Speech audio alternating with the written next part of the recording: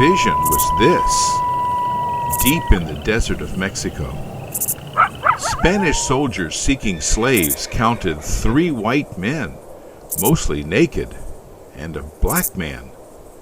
Was that some kind of a moving village of Indians at their flanks?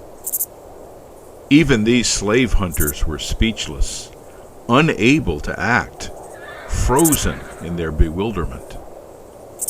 How did this strange entourage come to be in the Mexican desert? What effect might they have on the expansion of Spanish settlement? Would this interfere with their mission to collect slaves? Like so many things in America, the story starts with Columbus.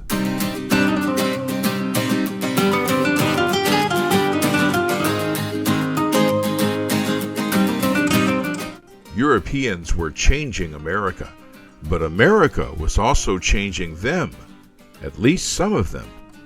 Changed so completely by their experiences in the New World that some would devote themselves to better treatment of Native Americans instead of enriching themselves at their expense. And such work was badly needed. The Taino people of the West Indies were devastated by the murderous mistreatment and enslavement from the arrival of Europeans, as well as by the diseases for which they had no immunity. Their fall was so severe that not enough remained to do the work, and the idea of bringing enslaved Africans gained traction. Columbus lived only a few years beyond his 4th and final voyage. His benefactors were soon gone as well. First Queen Isabella and later King Ferdinand died, buried in their beloved Alhambra, and later in Granada's Basilica. Their family tombs are imposing hunks of marble. Their bodily remains rest here in the basement of the church. This didn't cool the fever of exploration. Vasco da Gama reached India for Portugal by sailing around the tip of Africa. This put Portugal on top of the world economically and made da Gama a national hero. The Pope divided the world into 2 areas of influence between Portugal and Spain for newly discovered lands. Pedro Álvares Cabral claimed Brazil for Portugal after he claimed he was blown off course by a storm. Cabral didn't stay long enough to see how this contact affected the people living there, but other Europeans would follow. Now Portugal had a foothold in America, and it was in their sphere of influence set by the Treaty of Tordesillas. Italian navigator John Cabot explored the northern reaches of North America for England. Another Italian navigator, Amerigo Vespucci, explored the coast of South America for Spain, discovering the mouth of the Amazon River. Vespucci became convinced that these lands were not islands approaching India or China, as Columbus insisted. He referred to this landmass as the New World, El Mundo Nuevo, and a mapmaker used his first name, Amerigo, to label this previously unknown land. It would become known henceforth as America. As the 1500s began, a frenzy of explorations were active in North and South America by both Spanish and Portuguese navigators. The year 1513 brought 2 major developments by Spain. Vasco Nunez de Balboa crossed the Isthmus of Central America to discover the Pacific Ocean. He claimed the whole body of water for Spain, and further proved that Amerigo Vespucci was right, that this land was nowhere near Asia. That same year, Ponce de Leon explored Florida. The discovery of Florida would entice other explorers to North America's mainland, and would someday help explain the mystery of those 4 strange men leading a contingent of Native Americans in the desert near today's Sinaloa. Ponce de Leon turned his attention to governing Puerto Rico. He was among the early Spaniards who enslaved native people. The savage cruelty heaped upon Native Americans by Spaniards was so severe that Ponce de Leon is considered one of the most humane of the Spanish invaders. Humane by comparison. He only enslaved native people and put down their desperate revolts.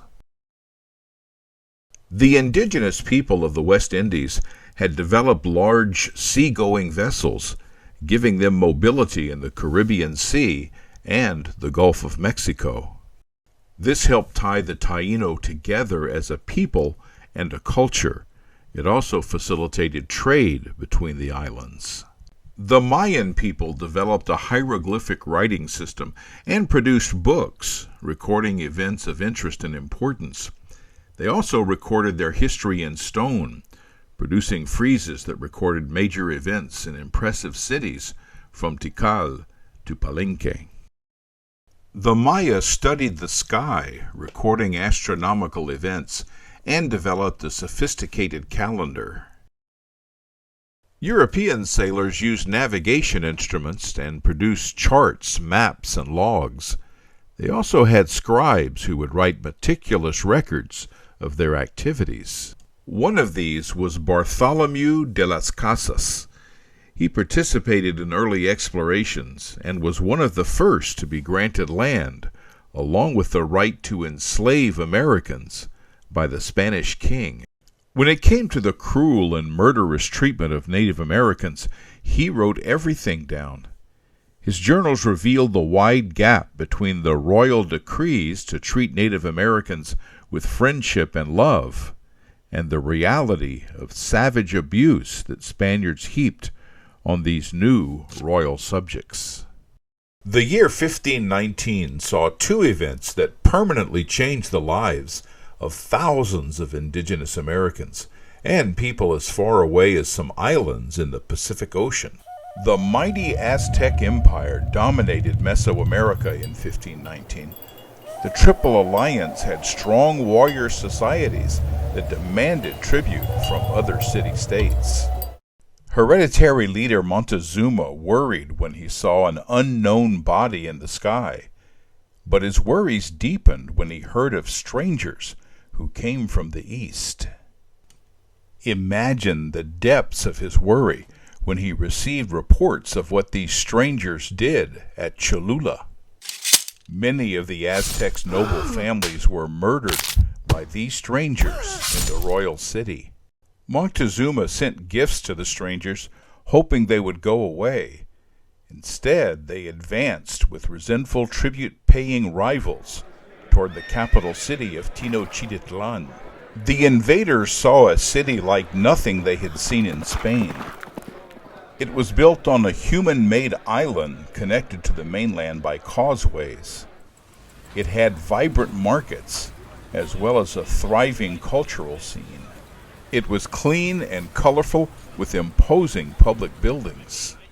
Montezuma knew he had to learn about these violent invaders, so he met with them, treating their leader, Hernan Cortez, as if he were the vanquished god Quetzalcoatl. That seemed doubtful after Spaniards murdered unarmed civilians who were carrying out a religious ritual.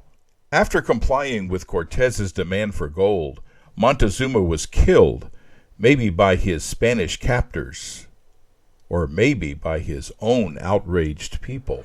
Resistance was organized by Aztec leader Cuauhtémoc, and the invaders were forced out of Tenochtitlan. Their rear guard of 800 men killed by Aztec warriors or by drowning in the lake. Cortez returned with his Indian allies and with a vengeance. The effect was deadly. Cuauhtémoc was captured, tortured, and killed. Weakened by diseases and confused by rumors, warriors were overcome by the invaders. Cortez left the city of Tenochtitlan bewildered and ravaged with European diseases and dead warriors. With the fall of the Triple Alliance, a wave of Spaniards seeking riches and souls soon followed into the mainland in Mexico. The same year that Cortez landed in Mexico, a voyage by Portuguese navigator Ferdinand Magellan sailed 5 ships with 277 crew members from Spain to travel around the world, hoping to achieve the first circumnavigation. Magellan survived 3 mutiny attempts before finding a passage to the Pacific Ocean. He then sailed west in a quest to find Asia. Magellan was killed in the Philippines, so Juan Sebastian Elcano assumed command of the remaining ships and completed the circumnavigation, returning to Spain with 18 survivors out of the 277 that started the journey. Spain now had claims in the Pacific Ocean. They would now compete with Portugal in the trade of spices and other riches. This would soon involve contact with people on the west coast of America. Spanish galleons would soon send riches back to Spain in treasure fleets. Now Spain would control both the east and west coasts of America. That would increase the deadly contact between Native Americans and Europeans. Spaniards soon flooded into Mexico, looting whatever gold, silver, and other riches they could force from Native Americans. Silver ore was discovered at Guanajuato in central Mexico. Mines were soon established there, dug out and worked by Indian slaves. Soon, silver from the New World flooded into the royal treasury in Spain. Those mines still produce some silver, even today. While slaves are no longer the source of mine labor, the work is still dangerous and unhealthy.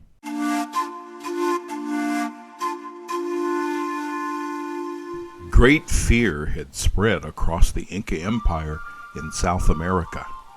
A war of succession was taking place between royal brothers Huáscar and Atahualpa, a civil war that was breaking the peace. Very strange things started happening. Very strange-looking men with never-before-seen animals were holding Atahualpa hostage for a room full of gold. There were pitched battles to remove these dangerous strangers. Then rival Huáscar was assassinated, and Atahualpa was executed by the leader Francisco Pizarro. Under Spanish control, the once mighty and well-organized Inca Empire was in ruins. Every family was required to send a member to the deadly mines of Potosi, and the Inca system of life was destroyed. Much worse were the European diseases that swept through the population. Native Americans living in Florida were confronted with a mass of very strange-looking people. What manner of people were these? They were pale of skin. This horde of 300 men were led by Pánfilo de Narvaez. He had been at Pizarro's side when he plundered the Inca treasury. Narvaez set out with 600 men and supply ships to establish a colony on the coast of Mexico. It seems that the very hurricanes that haunt tropical waters tried to repel the party. Alvar Cabeza de Vaca was treasurer of the expedition. He kept careful notes of all that transpired. He was there to be sure the king got his share of the riches they hoped to seize from this land. A hurricane damaged ships and supplies. Another storm pushed them to Florida. Half the expedition landed, while the other half stayed on ships to resupply them.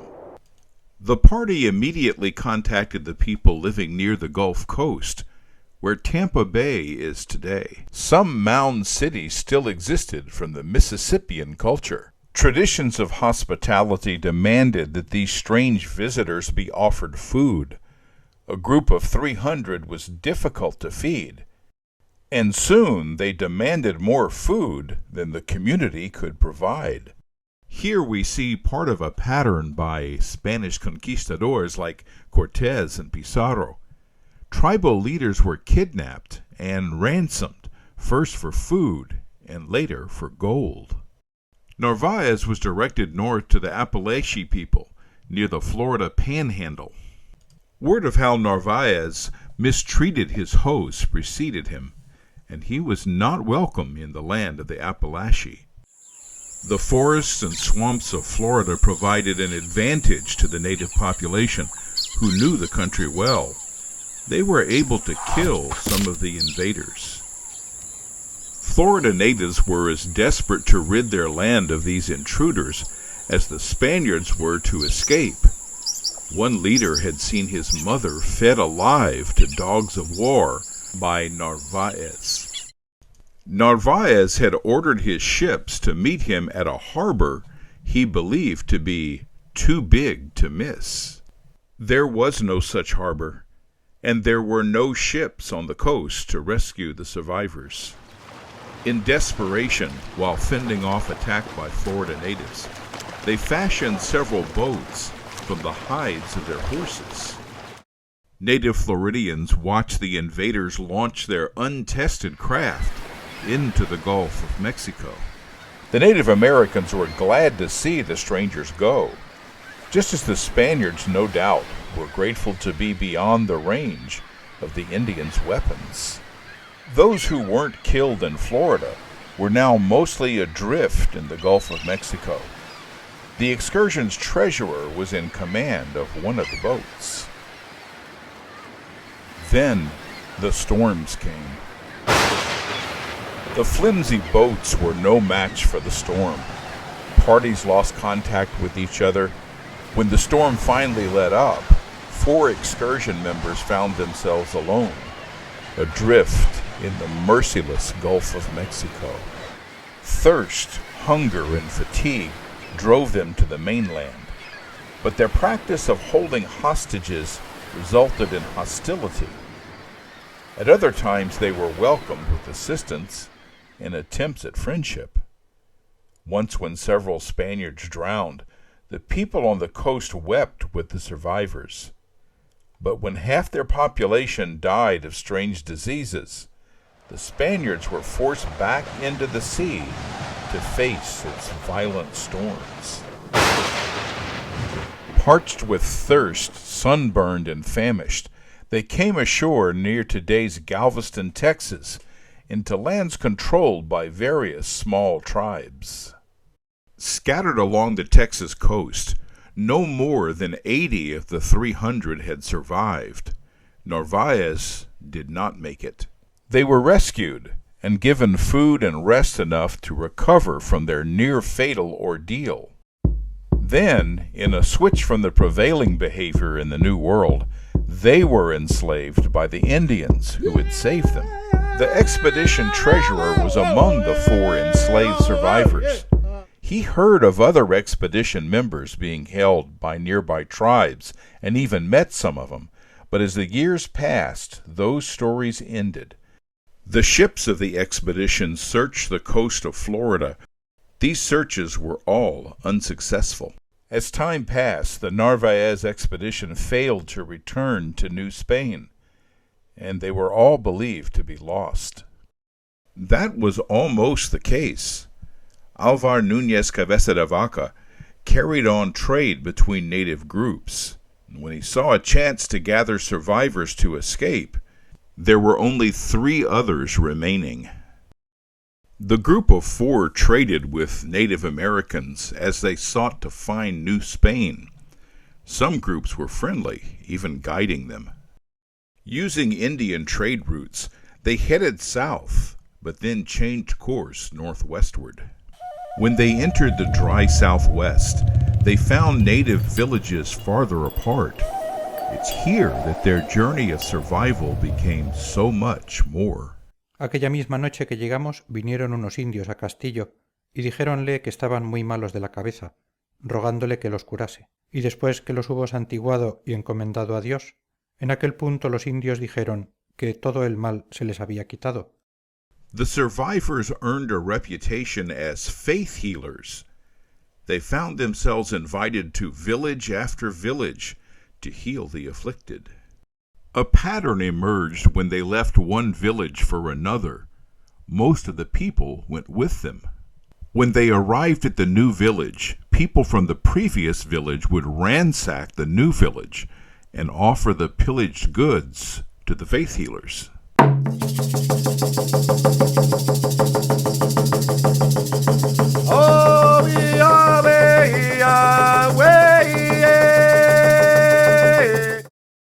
In this way, Cabeza de Vaca, 2 other Spaniards, and African Estevanico became the first from these continents to explore the American Southwest. Imagine the excitement in the villages of the region. This activity went on for years. Travelers from villages begged the healers to visit their village, knowing that a huge mass of followers would come with them. When Cabeza de Vaca's collection of humanity drew near Culiacan, they saw 3 Spanish soldiers looking at them, too stunned to move. Estuviéronme mirando mucho espacio de tiempo, tan atónitos, que ni me hablaban ni acertaban a preguntarme nada. They weren't sure their vision was real or some kind of mirage. They heard one yelling, "Cabeza de Vaca," the head of a cow.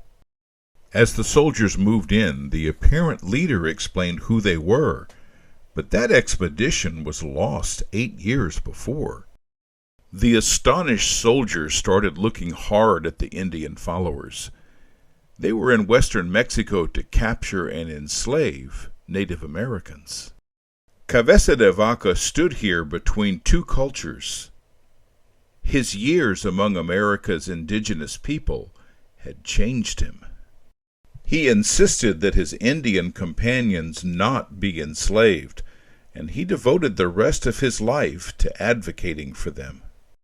Cabeza de Vaca never returned to the Native Americans with which he had spent those incredible years. He returned to Spain to write an account of his experiences. His main audience was King Carlos I. Much of his account has been corroborated by stories passed down by Native Americans in the Southwest.